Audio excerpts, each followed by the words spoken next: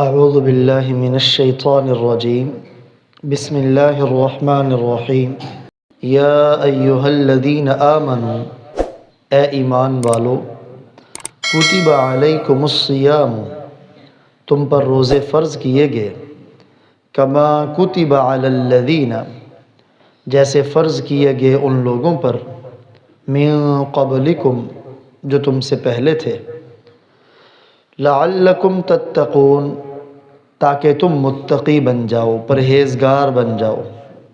ایاما معدودات گنتی کے چند دن ہیں۔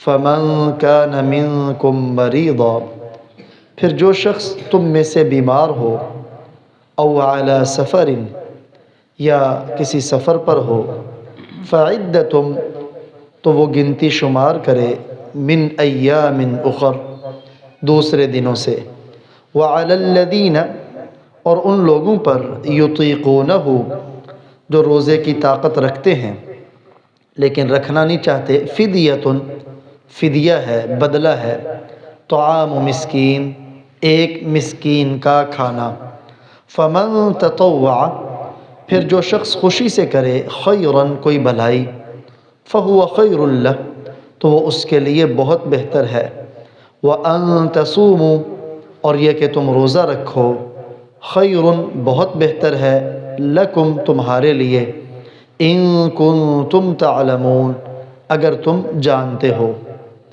پانچواں وہ مقام جہاں اللہ جل شانہ نے اہل ایمان کو مخاطب کیا ہے وہ سورہ بقرہ کی آیت نمبر 183 اور اس کے ساتھ 184 ہے، جس میں روزہ، اس کی فرضیت، اس کے فوائد اور احکامات کو بیان کیا گیا۔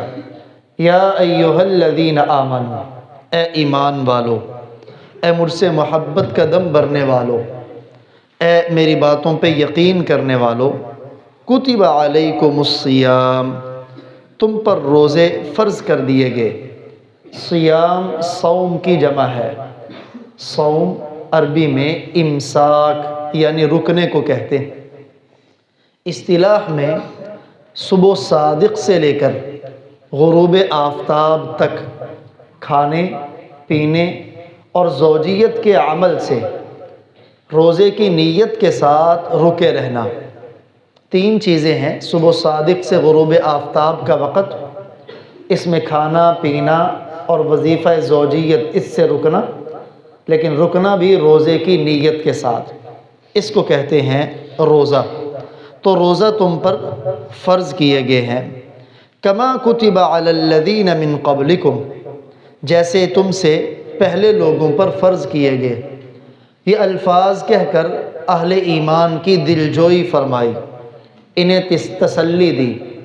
اگرچہ روزہ رکھنا مشقت والا کام ہے، لیکن اس مشقت کا حکم صرف تمہیں کو نہیں دیا گیا، تم سے پہلے امتوں کو بھی دیا گیا۔ الفاظ کا عموم یہ بتا رہا ہے کہ روزہ کسی نہ کسی صورت میں آدم علیہ السلام سے لے کر عیسیٰ علیہ السلام تک ہر امت کے اندر اس کی صورت برقرار رہی۔ وہ الگ بات ہے کہ تعداد میں فرق ہوگا، کیفیت میں فرق ہوگا، لیکن روزہ اس کا کنسیپٹ اور تصور ہر شریعت میں تھا۔ اس کے ساتھ روزے کی اہمیت بھی بتا دی کہ روزہ اس قدر اہم عبادت ہے، کوئی بھی شریعت روزے کے حکم سے خالی نہیں۔ جیسے نماز ہر شریعت کے اندر تھی، روزہ بھی ہر شریعت کے اندر۔ کما کتب علی الذین من قبلکم جیسے کہ روزہ تم سے پہلے لوگوں پر فرض کیا گیا۔ روزے کی فرضیت کیوں ہے؟ لعلکم تتقون تاکہ تم متقی بن جاؤ، پرہیزگار بن جاؤ۔ معلوم ہوا روزے کو متقی بننے میں بہت بڑا دخل ہے، کیونکہ روزے کی وجہ سے انسان اپنے نفس کو اس کے تقاضوں سے روکتا ہے، اور نفس کو اس کے تقاضوں سے روکنا آہستہ آہستہ جب یہ عادت پختہ ہو جاتی ہے، اسی کا نام تقوی ہے۔ اور تقوی اللہ تعالیٰ کو اپنے بندوں سے مطلوب ہے، حتیٰ کہ قرآن پاک میں جہاں جنت کا تذکرہ ہے کہ جنت کو ہم نے تیار کیا ہے، تو وہاں بالخصوص متقین کا لفظ مذکور ہے، اعدت للمتقین، کہ جنت کو متقین کے لیے تیار کیا گیا ہے۔ تو فرمایا روزے کا بہت بڑا فائدہ یہ ہے، تم رفتہ رفتہ آہستہ آہستہ متقی بن جاؤ گے، پرہیزگار بن جاؤ گے۔ اور روزے کے جسمانی فوائد، اس پر بھی تمام جدید قدیم طب متفق ہے کہ یہ انسان کی جسمانی بھی بہت بڑے فوائد روزے کے اندر ہیں۔ ایام معدودات، اب روزے رکھنے کتنے دن ہیں؟ فرمایا گنتی کے چند دن ہے۔ یہ الفاظ کہہ کر بھی اہل ایمان کو حوصلہ دیا، گھبرانا نہیں، پریشان نہیں ہونا، پورا سال روزہ نہیں ہے بلکہ گنتی کے چند دن ہیں۔ اور وہ چند دن کتنے ہیں؟ اگلی آیت مبارکہ میں اس کی صراحت ہے کہ وہ رمضان المبارک کا مہینہ ہے، بس وہی دن تمہارے لیے 29 ہوں یا 30 ہوں، روزے کے دن ہیں۔ اور پھر مزید آسانی فرمائی، فَمَن كَانَ مِنكُم مَّرِيضًا، پس جو شخص تم میں سے بیمار ہو، یعنی ایسا مریض جس کے لیے روزہ رکھنا ناقابل برداشت تکلیف کا باعث ہو، یا روزہ رکھنا اس کے لیے نقصان دہ ہو کہ وہ برداشت نہ کر سکے، یا بیماری میں اضافے کا سبب بنتا ہو، تو ایسے مریض کے لیے رخصت ہے، آسانی ہے، کیونکہ اللہ تعالیٰ تمہیں دشواری میں مبتلا نہیں کرنا چاہتے، لا یرید بکم العسر، بلکہ وہ تو تمہارے لیے آسانی چاہتے ہیں۔ تو ایسا بیمار اسے روزہ چھوڑنے کی اجازت ہے، بعد میں جب وہ تندرست ہو دوسرے دنوں میں روزوں کی قضا کر لے۔ نمبر 2، او علی سفر، یا مسافر سفر پر ہو۔ یہاں یہ بھی کہا جا سکتا تھا کہ مسافر کے لیے روزہ چھوڑنے کی گنجائش ہے، لیکن لفظ اختیار کیا علی سفر۔ علی اوپر کے لیے آتا ہے، یعنی وہ سفر پر سوار ہو، یہ نہیں کہ صرف اپنے گھر سے نکلا ہے، 2 3 4 5 میل کا سفر کیا ہے تو وہ سمجھے کہ میں مسافر ہوں، نہیں، بلکہ وہ سفر پر سوار ہو کہ بڑا لمبا سفر ہو۔ اب اس سفر کی طوالت اور لمبائی کتنی ہے، اس کا ذکر قرآن پاک میں نہیں، بلکہ آپ صلی اللہ علیہ وآلہ وسلم کے ارشادات، صحابہ کرام رضوان اللہ تعالی علیہم اجمعین کا تعامل اور عمل، اس سے فقہاء نے، امام الائمہ سراج الامہ، کشف الغمہ، امام اعظم ابو حنیفہ، نعمان بن ثابت، سب کہتے رحمت اللہ تعالی علیہ، انہوں نے آپ صلی اللہ علیہ وسلم کے ارشادات اور صحابہ کے تعامل کی روشنی میں اس سفر کی مدت کو 3 منزلیں طے کیا ہے کہ اگر کسی نے 3 منزل سفر کرنا ہو، 3 منزل سے مراد کہ ایک آدمی پیدل سفر کرے اور بآسانی 3 دنوں میں جتنا سفر طے کرے اس کو کہتے ہیں 3 منزل۔ تو اتنا اگر وہ سفر کرے گا تو پھر اسے روزہ چھوڑنے کی رخصت ہے، جسے بعد کے فقہاء نے 48 میل کے ساتھ تعبیر کیا کہ اگر کسی نے 48 میل کے لیے سفر شروع کیا ہے تو پھر یہ مسافر ہے، جو آج کلومیٹر کے حساب سے 77-78 کلومیٹر بنتا ہے، کہ اگر اتنا کسی کے سفر کا ارادہ ہو، اتنے ارادے سے وہ اپنے گھر سے نکل جائے تو وہ مسافر ہے، دوران سفر اسے روزہ چھوڑنے کی گنجائش ہے۔ اعلیٰ سفر ان کہہ کر ایک اور رہنمائی بھی فرمائی کہ اس کے لیے روزہ چھوڑنے کی رخصت تب تک ہے جب یہ سفر پر سوار ہو، یعنی مسلسل سفر کے اندر ہو۔ چنانچہ اگر کوئی آدمی دوران سفر چند ایک دنوں کے لیے کہیں قیام پذیر ہو، تھوڑی دیر کے لیے کہیں رکے، پھر بھی وہ مسافر ہی ہوتا ہے۔ لیکن اگر اس کا ارادہ 15 دن کے قیام کا ہو یا اس سے زیادہ دنوں کے قیام کا ہو تو پھر وہ مسافر ہونے کی حالت سے نکل جاتا ہے، اب وہ مسافر نہیں ہوگا۔ فرمایا او علی سفر، یا وہ سفر پر ہو۔ تو مریض اور مسافر کے لیے آسانی کیا ہے؟ فعدۃ من ایام اخر، عدہ گنتی کو کہتے ہیں، پھر وہ گنتی شمار کرے ایام اخر، دوسرے دنوں میں۔ یہاں یہ بھی کہا جا سکتا تھا فعلیہ القضاء، کہ بیمار اور مسافر پر روزوں کی قضا لازم ہے۔ لیکن یہ نہیں کہا، الفاظ پہ غور کریں، دوسرے دنوں میں اس گنتی کو شمار کریں۔ اس سے اس بات کی طرف رہنمائی کر دی کہ اگر رمضان المبارک کے بعد مریض آدمی تندرست ہو کر اتنے دن پائے جتنے دنوں میں وہ روزوں کی قضا کر سکے، پھر تو اس کے ذمے قضا ہے۔ لیکن اگر اتنے دن نہ پائیں، مثلا 10 روزوں کی قضا تھی، 5 دن تندرست رہا، پھر موت آ گئی، تو اب بقیہ روزوں کی قضا اس کے ذمے نہیں، کیونکہ اس نے اتنے دن پائی نہیں جس کے اندر وہ قضا کر سکے۔ نمبر 2، اس سے یہ مسئلہ بھی ہمیں سمجھا دیا گیا کہ گنتی شمار کرنی ہے، روزے پورے کرنے، ترتیب ضروری نہیں ہے، تسلسل ضروری نہیں ہے۔